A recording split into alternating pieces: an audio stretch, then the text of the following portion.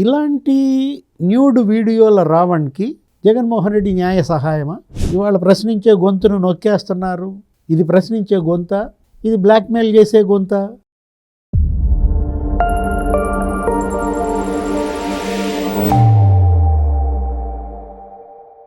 నమస్తే, welcome to think Andhra. నేను మీ మాణిక్. మనతో పాటు ఉన్నారు ప్రముఖ రాజకీయ సామాజిక విశ్లేషకులు, సీనియర్ జర్నలిస్ట్ డివి శ్రీనివాస్ గారు. నమస్కారం సార్. నమస్తే. ప్రశ్న రావణ్ గత వారం రోజులుగా ఈయన పేరు బాగా ట్రెండింగ్లో ఉంది సార్ సోషల్ మీడియాలో. ఈయన్ని జూలై 1వ తారీఖున అరెస్ట్ చేశారు. ఎందుకు అని అంటే ఈయన డిప్యూటీ సీఎం పవన్ కళ్యాణ్ గారి మీద అనుచిత వ్యాఖ్యలు చేశారు అన్న కాజుతో ఆయన అరెస్ట్ చేస్తే ఇప్పుడు విస్తుపోయే అంశాలు బయటకు వస్తూ ఉన్నాయి. ఆయన ఫోన్ డేటా విశ్లేషిస్తే కనుక పోలీసులు ఆయన ఫోన్ స్వాధీనం చేసుకున్నారు. ఆ ఫోన్లో అశ్లీల వీడియోలు, కొంతమందిని బ్లాక్మెయిల్ చేసిన విధానాలు, అలాగే కొంతమంది మహిళల్ని లైంగికంగా వేధించిన ఆరోపణలు కూడా ఉన్నాయి. ఇంకా డిలీట్ అయిన డేటాను కూడా రాబట్టే విధంగా ఫోరెన్సిక్ ల్యాబ్కి పంపించారు. అసలు రాష్ట్ర ప్రజలందరూ కూడా విస్తుపోయేటువంటి అంశాలు అందులో ఉన్నాయని చెప్పి పోలీసులు అయితే చెప్తా ఉన్నారు. నిజంగా ఈ రావణ్ మరి ఇప్పటికే దేశద్రోహం కేసు పెట్టారు ఆయన మీద.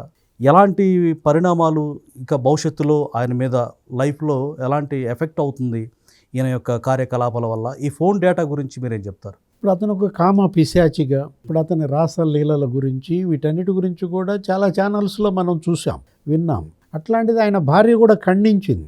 సాక్షిలో కూడా అదన్ని మార్ఫింగ్ వీడియోలను ఏదో చూసాం. కానీ ఇప్పుడు ఇవాళ ఈ ఫోన్ ఏది పోలీసులు స్వాధీనం చేసుకున్నట్టు అతను ఫోన్ ఇవాళ అతను డిలీట్ చేసినా కూడా ఆ ఫోన్లో అవన్నీ కూడా మళ్ళీ రిట్రీవ్ చేసిన నేపథ్యంలో ఇలాంటి న్యూడ్ వీడియోల రావణ్కి జగన్మోహన్ రెడ్డి న్యాయ సహాయమా?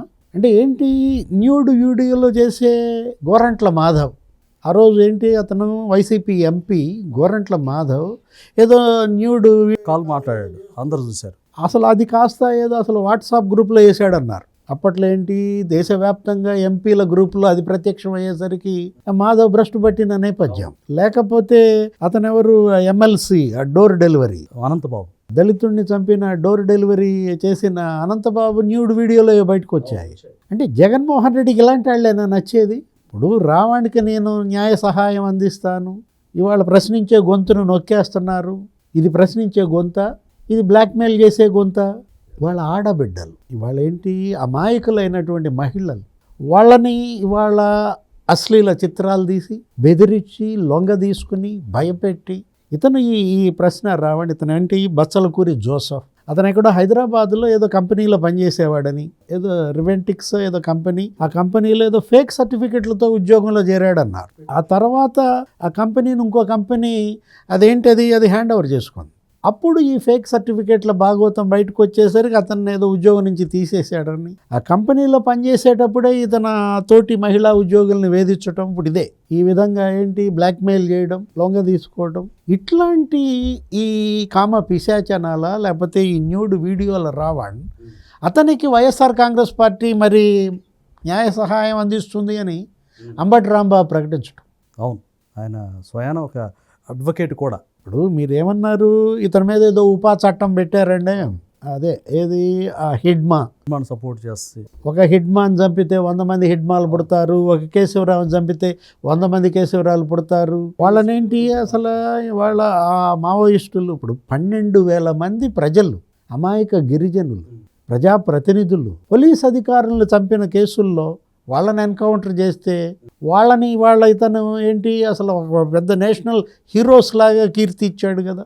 ఆ వీడియోలన్నీ బయటకు వచ్చాయి, దాని మీద పెట్టారు. ఇది ఏది ఉపా చట్టం. రావణ్ని అరెస్ట్ చేసింది సీఎం అని తిట్టారనో డిప్యూటీ సీఎం అని తిట్టారనో కాదు. అదేంటి ఆ హిందూ మతంలో శ్రీరాముడిని లేకపోతే సీతమ్మను ఉద్దేశించి మత విద్వేషాలు రెచ్చగొట్టేలాగా పురాణ పురుషుల గురించి వాళ్ళ వ్యక్తిత్వ వక్రీకరణ, దానిపైన అతను చేసిన ప్రసంగాలు, ఒక జాతి ద్రోహిగా, దేశ ద్రోహిగా అతను అరెస్ట్ అయి జైల్లో పెట్టారు ఉపా చట్టం కింద. ఉపా అంటే ఏంటి, అన్లాఫుల్ యాక్టివిటీస్ ప్రివెన్షన్ యాక్ట్. అంటే అన్లాఫుల్ యాక్టివిటీస్ చేసే వాళ్ళంతా ఇవాళ జగన్మోహన్ రెడ్డి పార్టీయా? అలాగే కనిపిస్తూ ఉంది.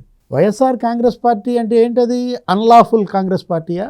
చాలా విషయాల్లో ప్రూవ్ అయింది కదా సార్. వాళ్ళ స్వయాన వాళ్ళ సిస్టర్ షర్మిల గారే మనుషులు కాదు సైతాన్ సైన్యం అది అని చెప్పి, సైతాన్ సైకోలు అని చెప్పేసి మాట్లాడారు సమాజానికి హానికరం అన్నారు. తెలుగుదేశం నాయకులు పయ్యావుల కేశవ్, లేకపోతే ముఖ్యమంత్రి చంద్రబాబు, లేకపోతే నారా లోకేష్, వీళ్ళందరూ కూడా ఇవాళ ఏంటి YSR Congress party injurious to Andhra Pradesh అన్నారు. జగన్మోహన్ రెడ్డి ఇంజురస్ టు ఆంధ్రప్రదేశ్ అన్నారు. అంటే మరి అది ఇక్కడే అర్థమైపోవటంలా. నీకు ప్రశ్న రావణ్ ఇవాళ జగన్మోహన్ రెడ్డికి అంత ఇష్టుడయ్యాడంటే అతని కోసం ఇవాళ జడా శ్రావణ్ నేను ఎక్కడ దాకా అయినా వెళ్తా, సుప్రీంకోర్టు కూడా వెళ్ళి వాదిస్తా అంటున్నాడు. ఇప్పుడు ఆ శ్రావణ్ మీద కూడా కేసులు పడ్డట్టున్నాయి. శ్రావణ్ కూడా అరెస్ట్ చేస్తారనే చర్చ జరుగుతూ ఉంది సార్. అంటే కేసులు కూడా నమోదయ్యాయి. అరెస్ట్ చేసే అవకాశం ఉందంటారా ఆయన కూడా? అంటే వీళ్ళంతా ఇవాళ జాతి వ్యతిరేక శక్తులుగా, సంఘ వ్యతిరేక శక్తులు, యాక్టివిటీస్, వీళ్ళందరికీ ఫండింగ్ ఎక్కడి నుంచి వస్తుంది? ఇప్పుడు ముఖ్యమంత్రి చంద్రబాబు మొన్న కుప్పం పర్యటనలో చిట్ చాట్లో కూడా అన్నారు, ఏది YSR Congress party social media వీళ్ళందరికీ ఫండింగ్ చేస్తోందని. ఇప్పుడు ఈ ప్రశ్న రావణ్ ఇతను ఒక స్టూడియో పెట్టించారని, ఆ స్టూడియోకే 25 లక్షలు అయిందన్నారు. ప్రతి నెల ఆయనకి ఆయన స్టాఫ్కి ఒక 5 లక్షలు ఇస్తున్నారని ఇవాళ మీడియాలో కథనాలు మనం చూసాం. అంటే ఈ సజ్జల భార్గవరెడ్డికి మరి రావణ్ అదే జోసెఫ్కి ఉన్న సంబంధాలే. ఇప్పుడు వాట్సాప్ మెసేజ్లు, వాట్సాప్ కాల్స్, ప్రకాష్ రాజ్కి ఇతనికి ఉన్న సంబంధాలు వెలుగు వచ్చాయి. అవును, ఏదో ఆడియోలు కూడా బయటకు వచ్చాయి, రికార్డ్స్. అవును, అంటే ప్రకాష్ రాజ్ ఏదైనా వీడియో చేసేటప్పుడు సలహాలు తీసుకుంటా ఉన్నాడు, ఇట్లా పెట్టొచ్చా, రైటింగ్ అంతా కూడా. ఈయనకి ఎక్కడి నుంచి వస్తుంది సార్? సజ్జల భార్గవరెడ్డి, సజ్జల భార్గవరెడ్డి వాళ్ళ ఫాదర్ కానీ ఇప్పుడు మొత్తం ఇప్పుడు మాంత్రికుడి ప్రాణం ఏదో చిలకలో ఉందంటారు. ఇప్పుడు ఈ సజ్జల రామకృష్ణారెడ్డి, భార్గవరెడ్డి, జగన్మోహన్ రెడ్డి వీళ్ళ గుట్టుమట్లన్నీ ఇవాళ రావణ్ ఫోన్లో ఉన్నాయా? బహుశా అదే డౌట్ వస్తుంది నాకు కూడా. జాతి క్షమించదు. ఏది మీరు ఏ అవినీతి కుంభకోణాలకు పాల్పడినా, ఎన్ని నేరాలు చేసినా అవి పక్కన పెట్టండి. ఇవాళ ఆడబిడ్డలు, అమాయకమైనటువంటి వాళ్ళ మహిళలు, వాళ్ళేంటి వాళ్ళ కాళ్ళ మీద వాళ్ళు నుంచోవటం కోసం, ఏదో ఉద్యోగం కోసం మీ దగ్గరకు వచ్చినంత మాత్రాన వాళ్ళని వీడియోలు తీసి వాళ్ళ యొక్క ఫోన్ కాల్స్ని మీరు ఇవాళ ట్యాప్ చేసి బెదిరించి లొంగ తీసుకుని ఇలా వేధిస్తే జాతి క్షమించదు.